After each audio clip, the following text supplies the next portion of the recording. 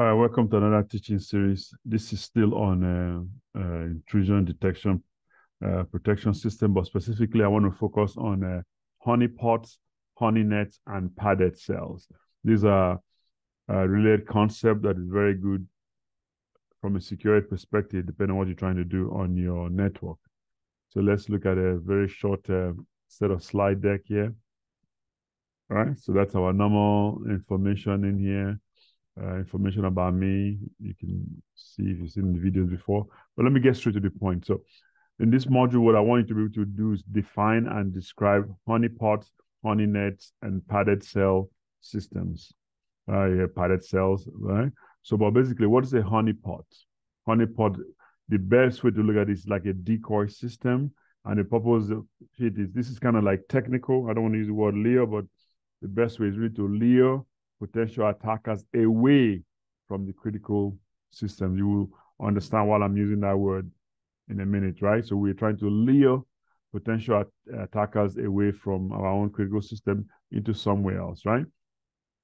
So honey pots tend to do the following: divide the attackers from accessing our critical systems, collect information about their activity, and actually encourage them to stay on the system long enough for us to basically document the event and perhaps a response, maybe study it also, right?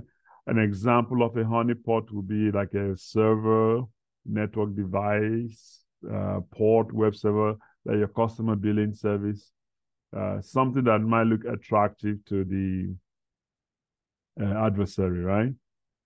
All right, so there are database honeypots, there are email honeypots, there's also malware honeypots, depending on what you want to do, right?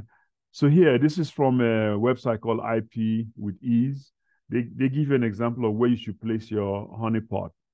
So you see in the one to my left, depending on how you're looking at the screen, it has the honeypot right between the internet and the firewall, right? And then the second one, it places the honeypot right behind the firewall. So you have to decide where you want to place it in your organization. Both serve kind of equal purpose, but I guess my own opinion would be that why do you want to put it outside of the firewall? But again, it depends on your own configuration, because the firewall doesn't, if the firewall sees this thing and doesn't allow it in, then maybe you don't get to investigate it. So it's a matter of choice, all right? But now, so you got honeypot and then honey net. So honey net is just several honeypots connected together on a network segment. As you can see in the previous diagram here, I can have several honeypot there. Then I will now have a honey net, right? Right. So what is the difference with the padded cell? So it says the padded cell, they protect honeypots. What they do is, in addition to attracting the attackers with like tempting data, like maybe I can call mine credit card files or whatever, a padded cell works together with your traditional IDPS. So watch the previous video or another video I have on what is the IDPS, which is the intrusion detection and prevention systems. So when an IDPS detects attackers, a padded cell system kind of like transfers the attacker to a special simulated environment where they can cause no harm. That's where the name comes from, right? If you watch all those movies with people with mental challenges, you will see them in a padded cell where they cannot hurt themselves, right? So that kind of like the concept with padded cell, but they're all related. So let's see advantages and disadvantages of using both the honey net and the padded cell. So, of course, our advantage is I can divert the attackers to targets that they cannot damage. It gives me as an administrator time to respond or to study the attacker. And then I can easily record to see how I can do my threat modeling and, of course, improve my own system protections. So it can be effective also for catching insiders who are snooping around the network, like somebody's going where they're not supposed to go. Of course, maybe you should have a very good like network security, such as, of course, if you have principles of least privilege, somebody will say, would they be really able to go somewhere they're not supposed to go? But maybe, I don't know. But the point is that it's a way to catch a potential insider threat or someone who's violating your corporate policy. Then the disadvantage is, in some places, it's not fully understood the legal implication. I will show you on the next slide again why we say that. It's a honeypots and padded cells. They've not been yet shown by some people to be generally useful in security. I might slightly disagree, but but this one is true. An expert attacker, once diverted into a decoy system, could become angry and launch a more aggressive attack against your organization, right? And administrators and security managers, you need a high level of expertise to use these systems. It's not easy to set up and configure. All right, so there you have this another one called trace and trap and trace systems. Okay, so you use a combination of techniques to basically catch the person, and they want to trace it back to the original person. It's almost like hack the person back, right? I've heard that some military systems, some military entities in some countries where they have like a cyber command, they can do this. You hack us, we're going to trace it back, and then we're going to hack you and maybe do something to you, right? I'm not saying the country, but anyway. So it usually consists of a honeypot, a padded cell, and an alarm. So there are some drawbacks. This is where my lawyer brain kicks in here. So these are the drawbacks to the so-called trap and trace. So let's distinguish these three terms in here. These two terms, sorry.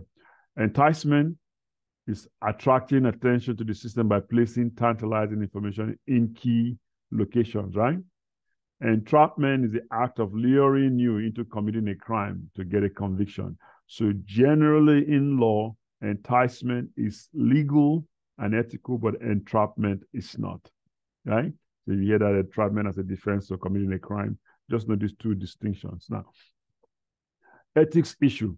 All right, we call trap and defense an active defense, right? Trap and trace, sorry, an active defense.